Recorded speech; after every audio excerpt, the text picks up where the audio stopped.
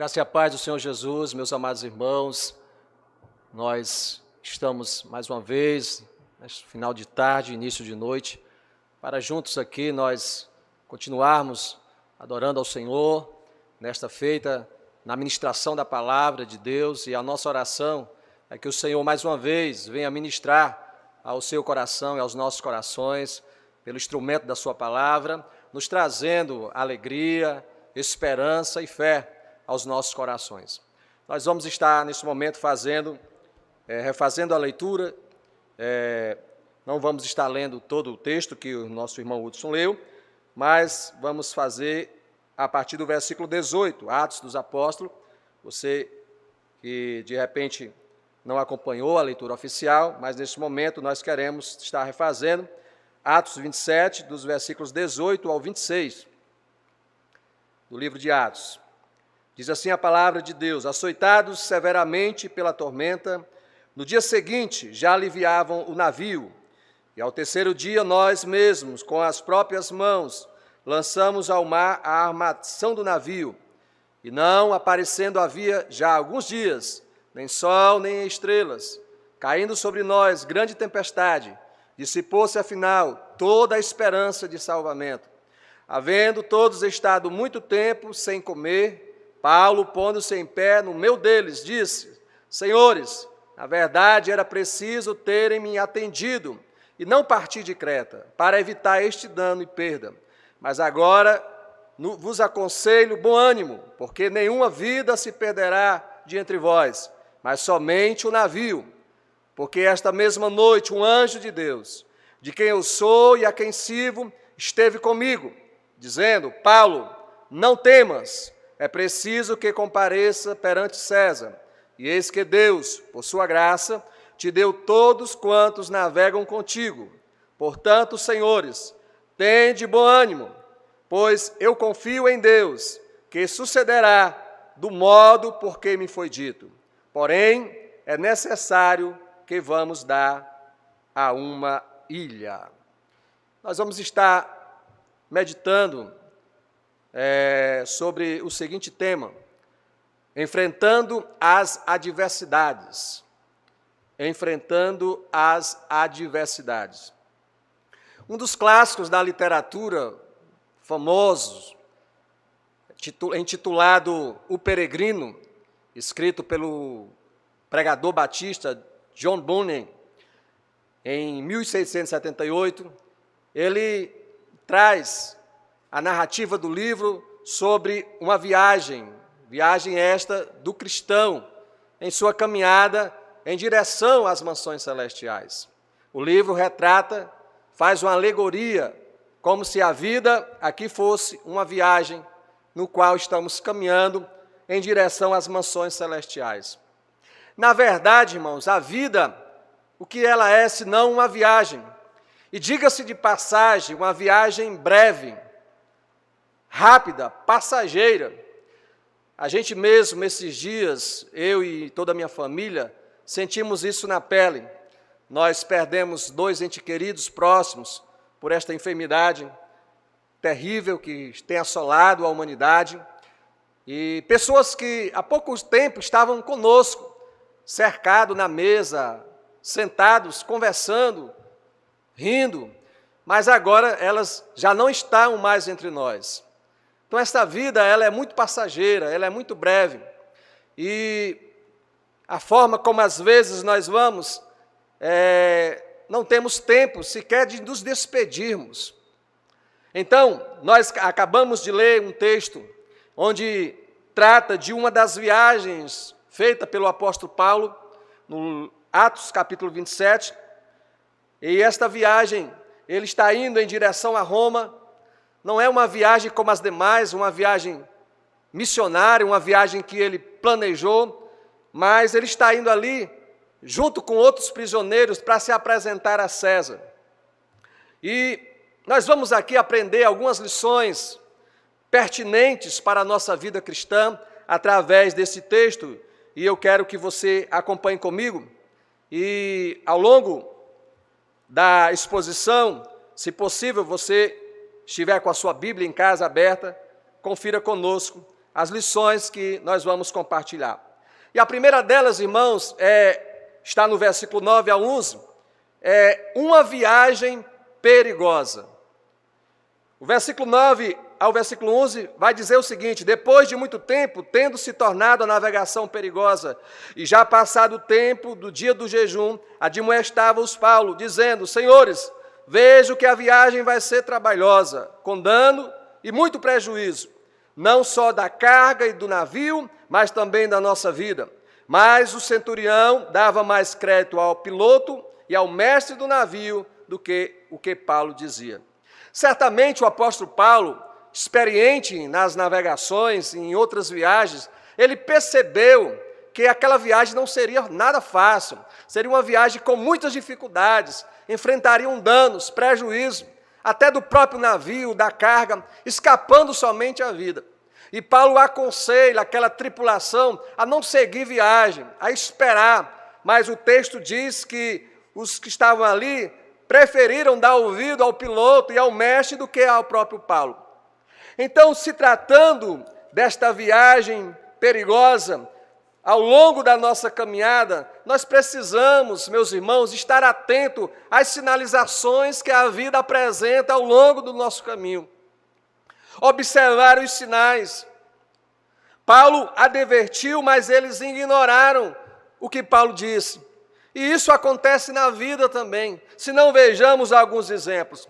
O nosso corpo, quando nós sentimos uma febre, é o corpo sinalizando que alguma coisa está errada. Alguma coisa não vai bem. E é preciso tratar. Não adianta tomar o analgésico para a febre, pode até no momento servir, passar a febre, mas se não tratar do problema, de repente um quadro infeccioso, uma inflamação, a febre vai voltar e com mais intensidade ainda. A vida, ela dá sinais. Isso também nos relacionamentos. Quando um rapaz, uma moça resolvem começar um namoro, e esse relacionamento, durante o percorrer desse relacionamento, ele é permeado de conflitos, onde se quebram valores, princípios inegociáveis. É preciso estar atento, é preciso abrir os olhos e dar uma freada, e buscar a orientação de Deus, buscar a direção de Deus, atentar para os conselhos dos mais experientes, os pais, buscar conselho pastoral. Mas, infelizmente, muitos jovens, eles fecham os olhos, tampam os ouvidos para essas sinalizações, para essas advertências que a vida está lhe apresentando. E na grande maioria, alguns até dizem: não, mas eu tenho que ouvir a voz do meu coração, eu tenho que dar ouvido aos meus sentimentos, eu preciso ser feliz. E é o que o povo ensina, é o que a multidão diz, mas a Bíblia, ela diz totalmente o contrário disso.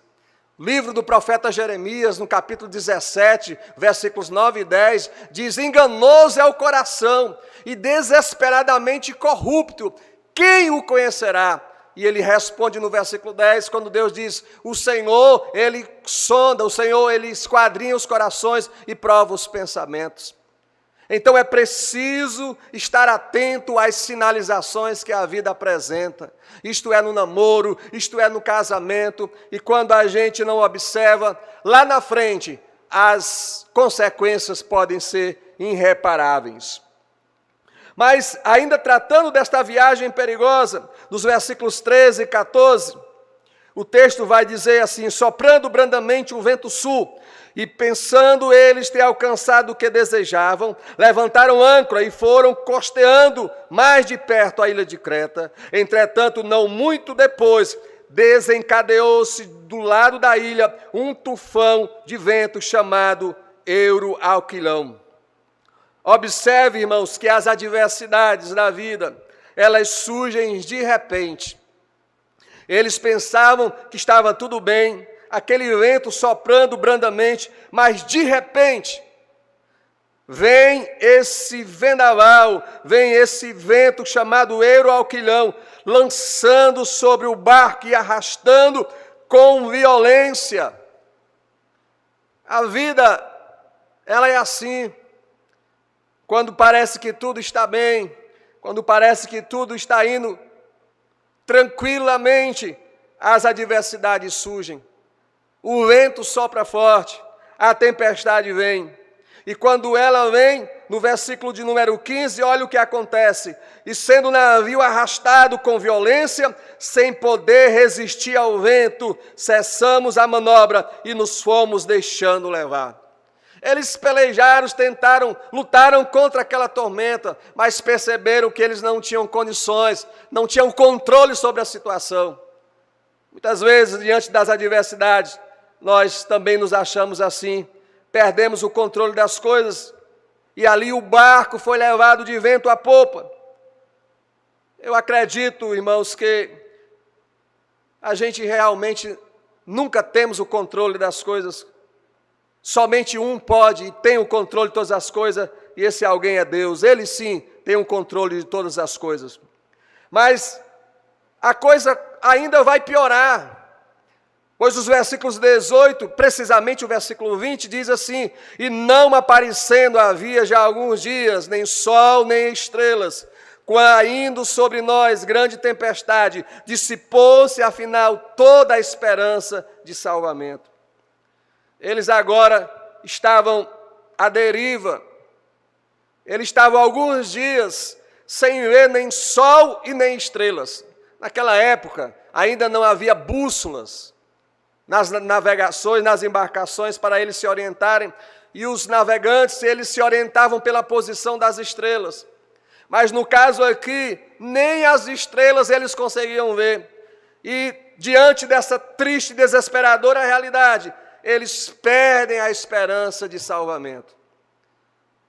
Olha, irmãos, quem sabe você que está aí nos assistindo e tem nesses últimos dias presenciado tantas notícias tristes, tantas coisas ruins, e talvez você esteja nessa mesma situação que estava ali aqueles homens, há muitos dias, sem ver uma resposta, sem ver uma perspectiva de mudança, mas pelo contrário, as coisas indo de mal a pior. Talvez você tenha perdido a esperança, talvez você já não acredite mais que as coisas voltem ao normal, que haja solução para esse problema. Foi o que aconteceu naquela embarcação. Eles perderam a esperança de salvação. Mas em segundo lugar, eu quero compartilhar com você uma segunda lição que eu aprendo nesse texto, que está nos versículos 21 e 22. Diante daquela situação, havendo todos estado muito tempo sem comer, Paulo, pondo-se em pé no meio deles, disse: Senhores, na verdade era preciso terem me atendido e não partir de Creta para evitar este dano e perda. Mas já agora vos aconselho, bom ânimo, porque nenhuma vida se perderá de entre vós, mas somente o navio. E a segunda lição que eu aprendo, meus irmãos, é que em tempos de incerteza, nós devemos exercitar a fé. Em tempos de adversidades, nós devemos exercitar a nossa fé. Paulo, vendo aquela situação, ele se põe em pé e ele traz essa palavra de encorajamento, de ânimo, de esperança em meio a todo aquele desespero. William Barclay, em seu comentário bíblico sobre o livro de Atos, ele conta a história do senhor Humphrey Gilbert, que estava em uma navegação esta é açoitada pela tormenta dos mares, pela névoa, e chegaram alguém para ele e aconselhou ele voltar, que ele ignora o conselho e responde para aqueles tripulantes: eu estou tão perto de Deus no mar, enquanto estive perto dele na terra. Meus queridos, o homem de Deus é aquele cuja fé se mantém firme quando o terror invade o coração dos outros. Eu gosto muito, e é um dos meus cantores, adoradores prediletos da música evangélica, o Sérgio Lopes. Suas canções são como poesias, ele retrata muito nelas Bíblia, palavra de Deus. Em uma das suas canções, ele canta sobre o poder da fé. E um trecho da canção ele diz que a fé tem seus segredos. Ela não se revela com medo, mas ela se apresenta no momento em que a coragem chegar. Isso é fé. É a fé que ela se mantém firme quando tudo está se abalando, quando tudo está desmoronando. É preciso confiar, é preciso ter fé em meio a todas as incertezas que vivemos, em meio ao desespero. Então, Paulo é esse homem que em tempos de incerteza levanta a bandeira da fé.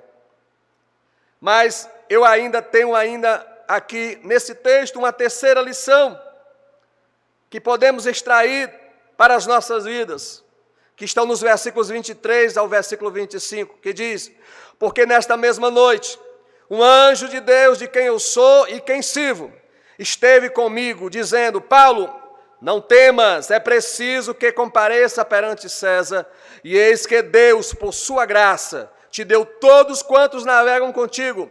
Portanto, senhores, tende bom ânimo, pois eu confio em Deus que sucederá do modo que me foi dito. E a terceira lição que eu quero compartilhar com vocês é que nas adversidades, as adversidades são oportunidades para Deus se revelar. Repito, as adversidades são oportunidades de Deus para se revelar ao seu povo. A gente observa isso em todas as Escrituras. Temos muitos exemplos, mas eu quero citar aqui 2 exemplos do patriarca Jacó, lá no livro do Gênesis, quando ele fugia da casa de seus pais com medo de seu irmão Esaú. E já cansado daquela caminhada, ele procura um lugar para descansar aquela noite, se deitar, e ele coloca uma pedra como travesseiro. E durante aquele sono, ele vai ter uma revelação, uma visão de Deus. Deus se revela a Jacó numa escada que vem dos céus à terra, e Deus se apresenta a ele dizendo: eu sou o Deus de teus pais, o Deus de Abraão, de Isaac e Jacó, o teu Deus. E faz promessas a Jacó. Perdão, nessa hora Deus ainda não se revela como Deus de Jacó, mas como Deus de seus pais, fazendo promessa que estaria com ele naquela caminhada, que não lhe deixaria, que não lhe desampararia, que seria com ele na ida e que ele voltaria àquele lugar outra vez. Poderíamos citar o exemplo de Jó, que depois de toda aquela prova que ele passa, lá pelos capítulos 37, Deus se revela a Jó quando o silêncio predominava, quando a dúvida estava no seu coração, e Deus se manifesta e revelando e falando das suas obras grandiosas, do seu poder. E ao terminar de ouvir Deus, Jó, lá no capítulo 42, ele diz: Senhor, eu sei que tudo pode e que nenhum dos teus planos podem ser frustrados. Eu te conheci apenas por ouvir e falar, mas agora os meus olhos te veem. Ó, meus irmãos, as adversidades é uma oportunidade para Deus se revelar ao seu povo. Deus se revela a Paulo. Deus se mostra a Paulo. E nesta revelação de Deus, ele faz pelo menos 3 coisas. Há 3 razões para Deus se revelar em tempos de adversidades. A primeira delas está no versículo 23. É que Deus está mostrando a Paulo que ele não está sozinho. Ele diz: o Senhor, o anjo do Senhor, a quem eu sou e a quem sirvo, esteve comigo. Perceba, Paulo disse: olha, nós não estamos sozinhos. Hoje à noite, ontem à noite, o Senhor, o seu anjo, apareceu a mim dizendo que está conosco. Talvez você está vivendo esse momento de adversidades. E o primeiro pensamento que nos vem, irmãos, a primeira sensação que nos bate é que nós estamos sozinhos, é que todos nos desampararam, é que ninguém está ao nosso lado. E às vezes até pensamos o próprio Deus não está nos vendo, nos deixou, esqueceu, não está ouvindo as nossas orações. Mas eu estou aqui através dessa palavra, para encorajar o seu coração e lhe dizer que você não está só, que o Senhor está conosco nesta batalha, que o Senhor está conosco em tempos de adversidades. Segunda razão que Deus se revela em tempos de adversidade, está no versículos 27, do versículo 24, quando ele diz: não temas, é preciso que compareça perante César, e eis que Deus, por sua graça, te deu todos quantos navegam contigo. Esta é a mensagem do anjo para Paulo, dizendo para ele não ter medo. E você sabe o que é isso aqui? É Deus reafirmando as suas promessas, porque essa promessa de Paulo ir a Roma, o Senhor já tinha feito lá no capítulo 23 de Atos, quando Paulo estava em Jerusalém preso. O Senhor diz: assim como testemunhaste em Jerusalém, é necessário que vá a Roma a testemunhar do meu nome também. O Senhor, irmãos, reafirmando as suas promessas. E em tempos de adversidade, o Senhor vem e reafirma as suas promessas em nossas vidas. Reforça, renova as suas promessas, pois as suas promessas, elas jamais falham. E em último lugar, a razão de Deus se revelar ao seu povo em tempo de adversidade é que Ele vem para nos encorajar a prosseguir. Veja o versículo 25. Paulo mais uma vez vai dizer: portanto, senhores, tende bom ânimo, pois eu confio em Deus que sucederá do modo que me foi dito. Mas dos versículos 33 ao 38, irmãos, fazem 14 dias que eles estão nessa embarcação, à deriva. E diz o texto que eles estão sem comer. E olha o que Paulo vai dizer nos versículos 34 em diante: eu vos rogo que comais alguma coisa, porque disto depende a vossa segurança, pois nenhum de vós perderá nem mesmo um fio de cabelo. Tendo dito isto, tomando um pão, deu graças a Deus na presença de todos, e depois de partir, começou a comer. Todos cobraram ânimo e se puseram também a comer. Percebam que se eles não morressem afogados, certamente morreriam de fome, porque já faziam 14 dias que ninguém queria se alimentar. Mas não é porque não tinha alimento, é porque a situação era tão desesperadora que eles desistiram aos poucos até de sobreviver. Mas Paulo, ouvindo a palavra de Deus, a promessa que eles não morreriam, Paulo disse: olha, mas nós precisamos nos alimentar, nós precisamos comer. E ele dá graças a Deus por aquela refeição, e todos ali se alimentam, e certamente eles cobram ânimo para prosseguir. Olha, Deus certamente está ministrando ao seu coração, porque em tempos de crise, em tempos de adversidade, nós perdemos, muitas das vezes, até a vontade de continuar a viver.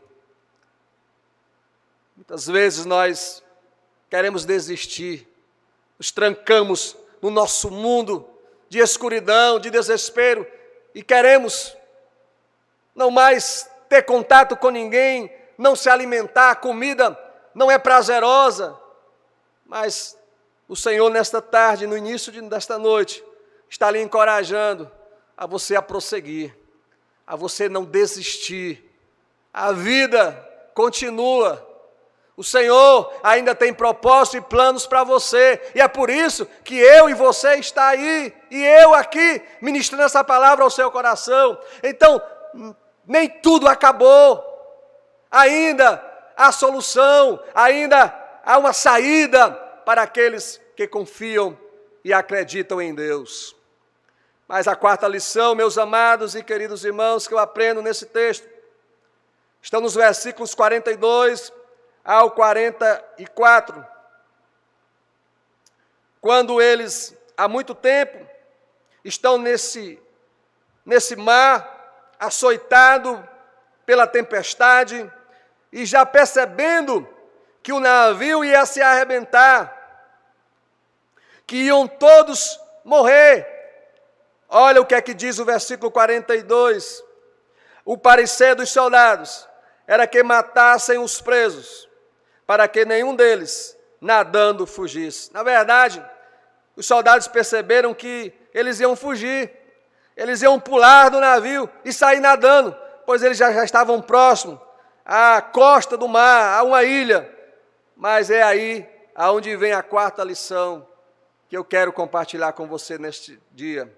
É que Deus nem sempre nos livra das adversidades, mas certamente Deus sempre nos livra em meio a ela. Deus nem sempre nos livra das tempestades, mas em meio à tempestade, Ele vem com um livramento para as nossas vidas. Em primeiro lugar, Deus traz livramento para a vida de Paulo através do centurião. Porque o versículo 43 diz assim: mas o centurião, querendo salvar a Paulo, impediu-os de o fazer, e ordenou que os que soubessem nadar fossem os primeiros a lançar-se ao mar e alcançar a terra. Veja, irmãos, a providência de Deus. No momento em que os soldados iam matar todos os presos, inclusive o apóstolo Paulo, Deus agora vai usar o centurião para trazer livramento para a vida de Paulo dentro daquela situação. Isso é maravilhoso. Isso deixa os nossos corações sossegado, porque o Deus que fez promessa, o Deus que tem propósito para a nossa vida, podemos ainda passar pelo vale da sombra da morte, mas o Senhor estará conosco e trará livramento em meio ao vale. Mas o livramento de Deus não veio só dentro do barco, mas também fora dele. Veja o versículo 44. Quanto aos demais que se salvassem, uns em tábuas e outros em destroços do navio, e foi assim que todos se salvaram em terra. O livramento de Deus também veio dentro do mar. A Bíblia não dá detalhes se Paulo escapou nadando, se Paulo escapou nos destroços do navio, mas o importante é que ele escapou, o importante é que ele chegou em terra. E eu queria aqui falar sobre algo interessante, é que muitas vezes nós esperamos que o livramento de Deus venha de forma sobrenatural, que Deus envie um anjo para nos livrar. Eu sei que Deus pode fazer isso, mas nem sempre, irmãos, o livramento de Deus vem de forma sobrenatural. Às vezes o livramento de Deus vem na forma comum mesmo e natural. Aqui era livramento de Deus, era milagre também. Eles escaparam, uns a nado, outros em destroços. Em dias em que estamos vivendo, irmãos, o motivo de nós estarmos aqui, e você aí, é milagre de Deus. É milagre de Deus. Talvez Deus não enviou anjos até a sua casa, Deus não enviou anjos para te livrar, mas só o fato de você e eu estarmos respirando e vivos, isso é a ação direta de Deus em nossas vidas. Isso também é milagre de Deus. Mas eu quero concluir esta palavra falando sobre a quinta e última lição que eu aprendo nesse texto. É que as adversidades da vida, elas não acontecem por acaso, elas não são em vão. Mas as adversidades que o povo de Deus enfrenta, elas têm um propósito de Deus em nossas vidas. Há um propósito nas adversidades. E nós podemos perceber esse propósito de Deus na vida de Paulo, em meio àquela situação, no capítulo 28 do próprio livro de Atos, capítulo seguinte. É que eles vão dar em uma ilha, a ilha chamada Malta. Eles chegam lá, e diz o texto que, ao chegar, eles são tratados de forma generosa, pois os moradores daquela ilha, percebendo que eles escaparam de um naufrágio, eles logo providenciam um fogo, uma fogueira para aquecer o corpo deles. E eles estão ali assentados naquela fogueira, ao redor da fogueira. E Paulo se levanta para buscar combustível para aquele fogo, alguns gravetos, e o texto vai dizer que uma serpente vem junto aos gravetos e pica a mão de Paulo, fica empedurada a mão de Paulo, e Paulo lança ela sobre o fogo. E olhe, e aí onde está o primeiro propósito das adversidades em nossa vida é que elas nos levam a depender e confiar mais em Deus. Dependência e confiança em Deus. Paulo chega lá apenas com a vida, apenas com o corpo, sem nada, como prisioneiro. E ainda agora, para completar, uma cobra agora lhe pica e as pessoas ficam esperando Paulo cair ali morto pelo veneno daquela cobra. Mas Paulo, confiando em Deus, dependendo de Deus, nada acontece com ele. E os homens ali até pensam que Paulo é um assassino, mas eles vão logo já mudar de ideia, porque o veneno daquela serpente não tem efeito sobre a vida de Paulo, mas Deus ali o livra mais uma vez, porque as adversidades da vida, ela nos leva a depender de Deus, a confiar mais em Deus. Em tempos de bonança, nós negligenciamos um pouco essa dependência, porque nós temos recursos, porque nós temos algo à nossa disposição, as coisas estão indo bem, então essa dependência e essa confiança é um pouco relaxada, mas em tempos de adversidade, irmãos, onde nós não temos mais nenhum recurso, não temos mais em quem recorrer, só nos resta nós dependermos totalmente de Deus e confiarmos nele. Em segundo lugar, o propósito das adversidades nos levam a glorificar a Deus através do nosso testemunho. Paulo ali naquela ilha, ele vai dar testemunho do poder de Deus, pois ele é chamado para orar pelo pai do chefe daquela ilha, que está com a enfermidade. E o texto diz que ele ora e ele é curado. E sabendo essa notícia, os demais que ali moravam trouxeram os enfermos e todos eram curados. Então, veja bem, que na grande maioria, o poder de Deus se revela em nós em tempos de fraqueza, em tempos de crise, em tempos de adversidade. Nós temos a oportunidade de testemunhar do poder de Deus, de glorificar a Deus através do nosso testemunho. Foi assim com os nossos irmãos, foi assim com os 3 jovens na fornalha ardente. Depois que foram provados e aprovados, o nome de Deus foi glorificado. Foi assim com Daniel, quando foi lançado na cova dos leões, quando os leões nada fizeram com ele, e quando tiraram ele da cova, o nome de Deus foi glorificado. E ainda continua sendo assim.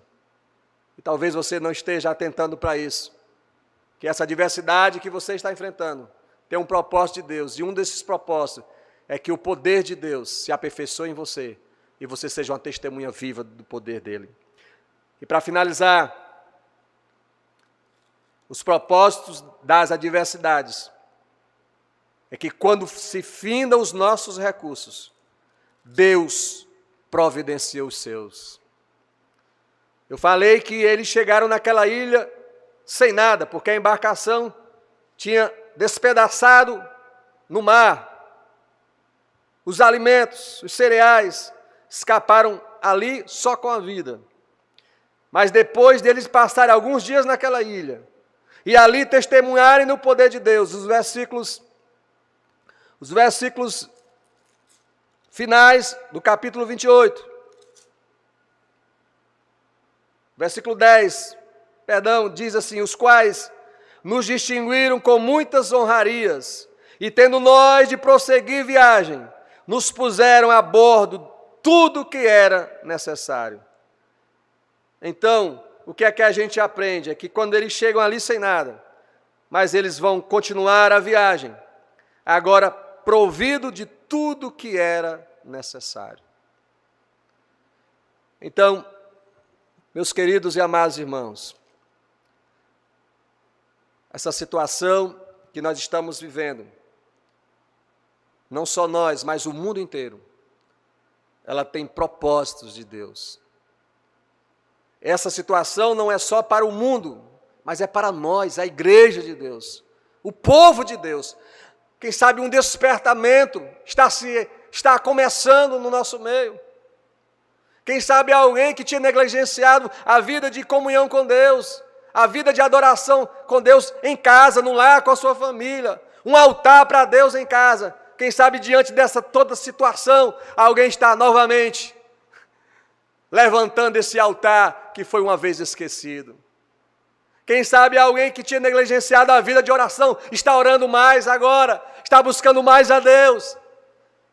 E esses dias, pastor Cristiano, eu estava orando, e na oração eu dizia, expressava a saudade de nós estarmos reunidos como igreja, na comunhão com os irmãos.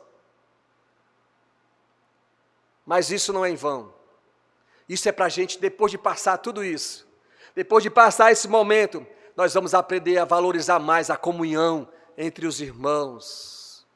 Vamos começar mais a ter prazer em vir à casa de Deus, porque esse prazer estava diminuindo, as pessoas não tinham tanto prazer, às vezes com outros compromissos, às vezes até um pouco banais, deixavam de vir à casa de Deus para atender outros compromissos. Mas eu acredito que depois de toda essa situação que estamos vivendo, o povo de Deus vai vir à casa dele com mais alegria. O culto não vai ser mais enfadonho, mas pelo contrário, vão estar aqui mais sedentos de Deus, de buscar a sua presença.